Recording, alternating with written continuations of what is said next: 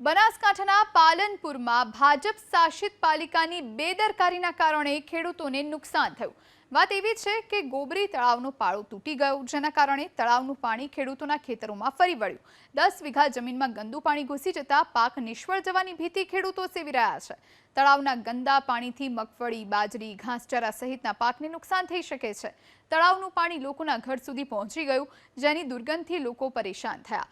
પાલિકાના અધિકારીઓએ હજુ પાળો બાંધવાની તસદી નથી લીધી। પ્રજા પાણી વચ્ચે પરેશાન થઈ રહી છે, જ્યારે અધિકારીઓ એસી ચેમ્બરમાં બેસી કામગીરીની માત્ર વાર્તાઓ કરી રહ્યા છે।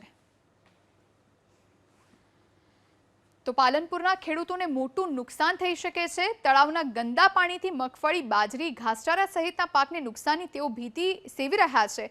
તળાવનું પાણી લોકોના ઘર સુધી પણ પહોંચ્યું, જેના કારણે દુર્ગંધથી લોકો પરેશાન થયા।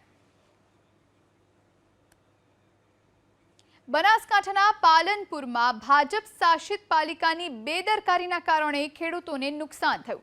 વાત એવી છે કે ગોબરી તળાવનો પાળો તૂટી ગયો, જેના કારણે તળાવનું પાણી ખેડૂતોના ખેતરોમાં ફરી વળ્યું। 10 વીઘા જમીનમાં ગંદુ પાણી ઘૂસી જતા પાક નિષ્ફળ જવાની ભીતિ ખેડૂતો સેવી રહ્યા છે।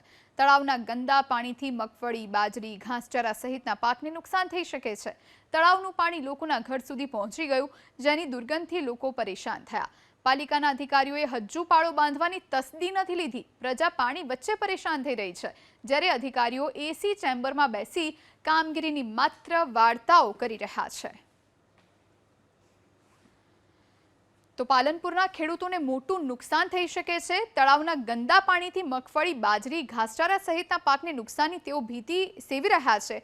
તળાવનું પાણી લોકોના ઘર સુધી પણ પહોંચ્યું, જેના કારણે દુર્ગંધથી લોકો પરેશાન થયા।